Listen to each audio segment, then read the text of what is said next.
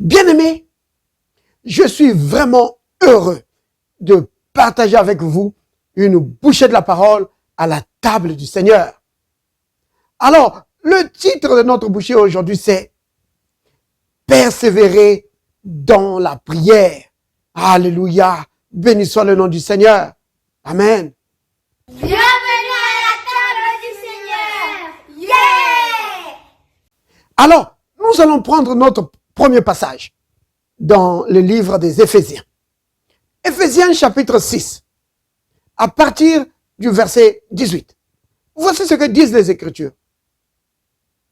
Faites en tout temps par l'Esprit toutes sortes de prières.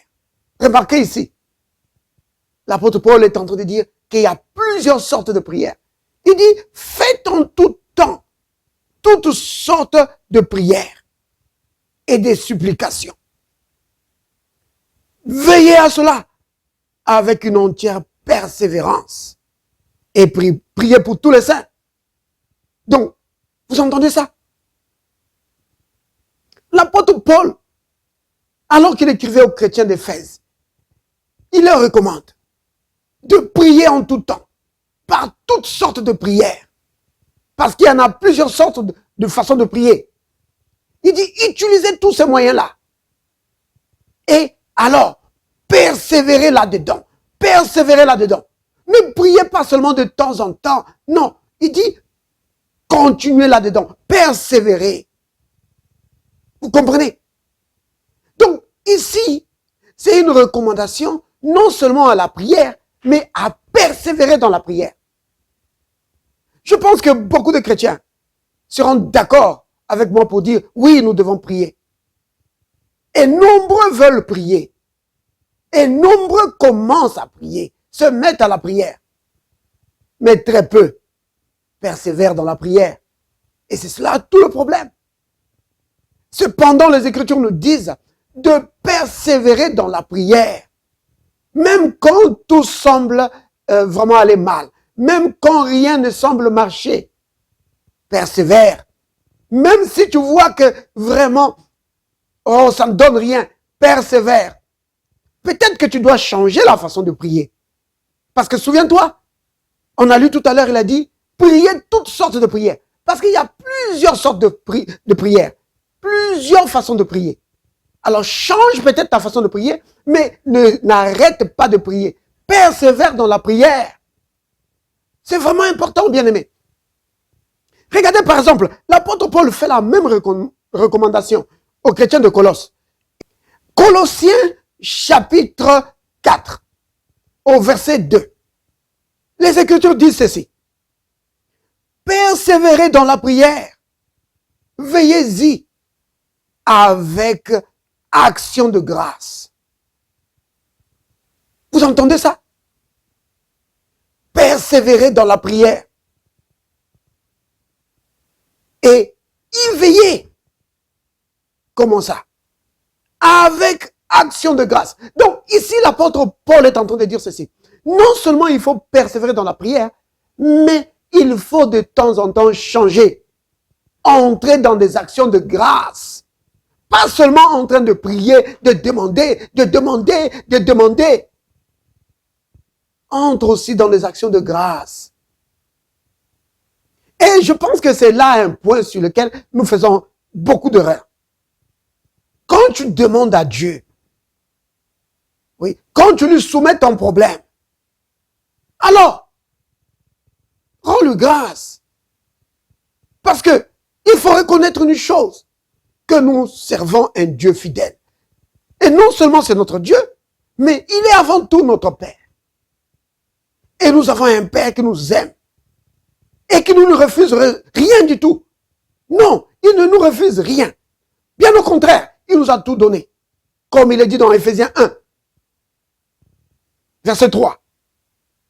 Béni soit Dieu, le Père de notre Seigneur Jésus-Christ. Qu'est-ce qu'il a fait? Il nous a bénis de toutes sortes de bénédictions spirituelles dans le lieu céleste en Christ. Donc, quand tu demandes à ton Père, quand tu lui soumets ton problème, après, remercie-le. Remercie-le. Montre-lui que tu crois dans sa fidélité. Montre-lui que tu crois dans sa bonté, dans son amour pour toi. Que bien avant que tu n'aies demandé, il a déjà pourvu à tes besoins. C'est pourquoi l'apôtre Paul dit que persévérez dans la prière et veillez-y avec action de grâce. Il faut persévérer, bien-aimé, dans la prière et entrer dans des actions de grâce. L'apôtre Paul le dit encore aux Philippiens. Quand vous prenez par exemple dans Philippiens au chapitre 4, l'apôtre Paul dit ceci aux chrétiens de Philippe. Il leur dit, regardez ça, il dit quoi? Ne vous inquiétez de rien. Donc, ça c'est Philippiens 4, verset 6. Il dit, ne vous inquiétez de rien, mais en toutes choses, dans tous vos besoins. Vous entendez ça? Peu importe le besoin que tu as, ne t'inquiète pas. Mais qu'est-ce que tu dois faire? Il dit, mais dans toutes choses, faites connaître vos besoins à Dieu par des prières et des supplications avec des actions de grâce. Vous entendez ça? Des actions de grâce. Donc pas toujours, oh Père, souviens-toi, je t'avais demandé, oh Père, est-ce que tu as oublié? Oh Père, non. Quand tu as demandé, maintenant, tu es un enfant de Dieu. Aie confiance dans ton Père. Tu dis, Père, merci. Merci Père, parce que je sais que le premier jour que j'avais demandé, tu m'avais écouté et tu avais exaucé, Père. Merci parce que tu m'as accordé ce que je t'ai demandé. Après, tu brises, oui, tout blocage. Parce que souvent, quand la prière tarde quand l'exaucement tarde à se manifester, c'est parce qu'il y a quelqu'un qui est en train de faire des blocages. Oui, c'est Satan. Comme pour le cas de Daniel. Souvenez-vous, Daniel chapitre 10. Quand l'ange est venu voir Daniel, qu'est-ce qu'il lui a dit? L'ange Gabriel a dit à Daniel que dès le premier jour qu'il avait prié, Dieu avait déjà exaucé. Mais, alors que l'ange venait pour lui apporter la nouvelle, il a été bloqué pendant 21 jours. Donc vous voyez, bien aimé. Donc quand tu vois des blocages, ça ne vient pas de Dieu.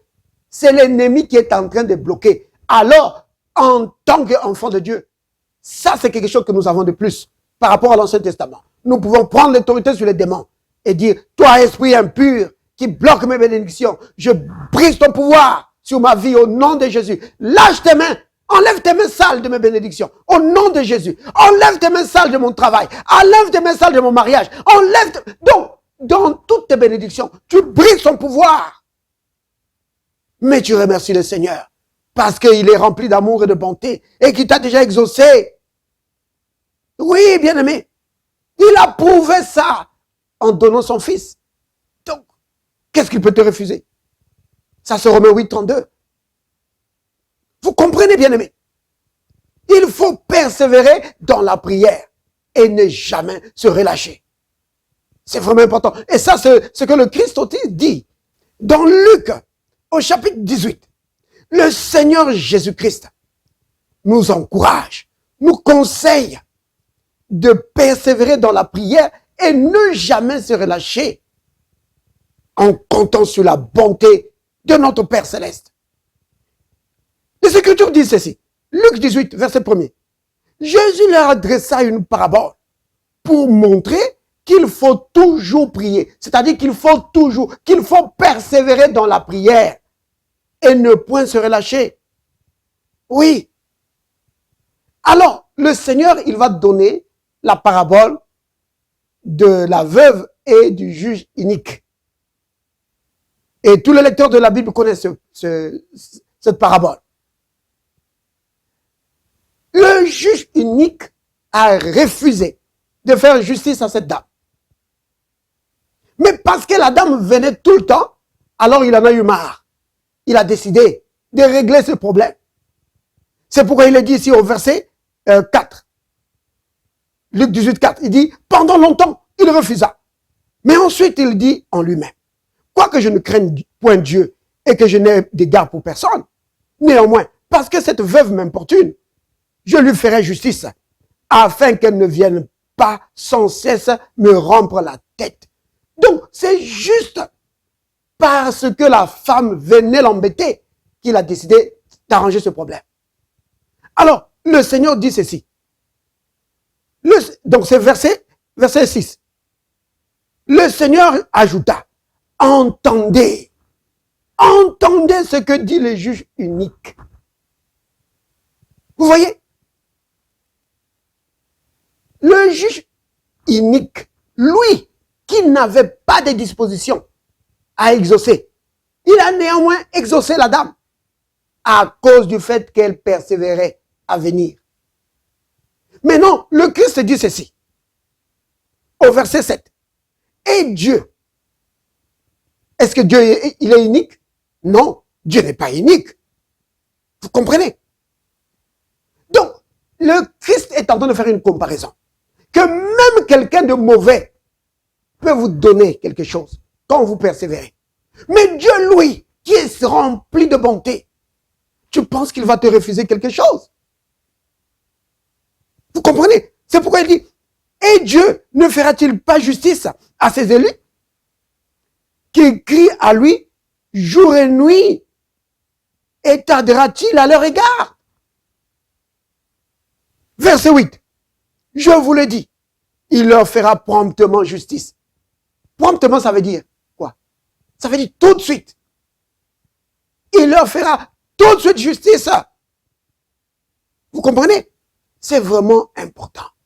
Et après, il dit, mais quand le Fils de l'homme viendra, trouvera-t-il la foi sur la terre? Vous voyez? C'est ça, la foi.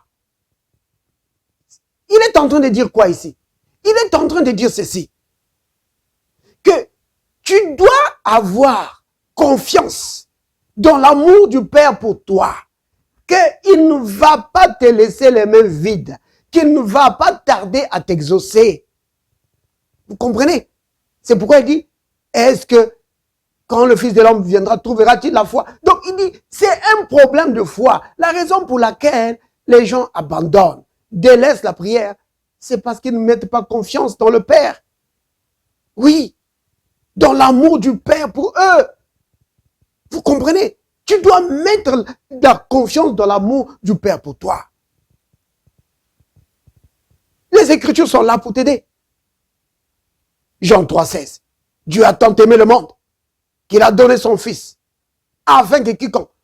Donc, Dieu a tant aimé le monde. Vous comprenez?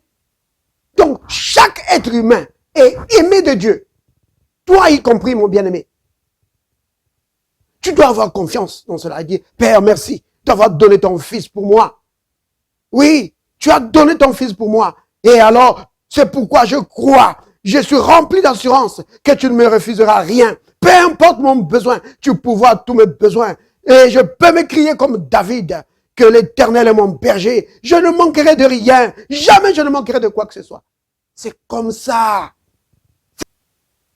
Père saint, Père juste, Père miséricordieux, merci Père pour ton cœur rempli d'amour et de bonté envers les hommes. Oui, tu as des dispositions bienveillantes envers nous. C'est pourquoi tu nous as donné toutes choses à l'avance.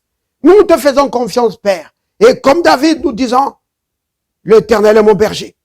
Jamais je ne manquerai de quoi que ce soit. Il prend soin de moi. Oh Père, béni sois-tu. Merci pour ta grande bonté. Père Saint, je prie pour tous mes bien-aimés qui nous suivent à la table du Seigneur. Peu importe leurs besoins, Père, que cela soit rencontré dans le nom de Jésus. Dans le nom de Jésus le Christ et par l'autorité que tu m'as donnée. Je brise la puissance de la maladie dans leur vie. Je brise la puissance des forces des ténèbres dans leur vie. Et je les proclame la guérison. Je proclame la liberté dans leur vie. Dans le nom de Jésus. Amen.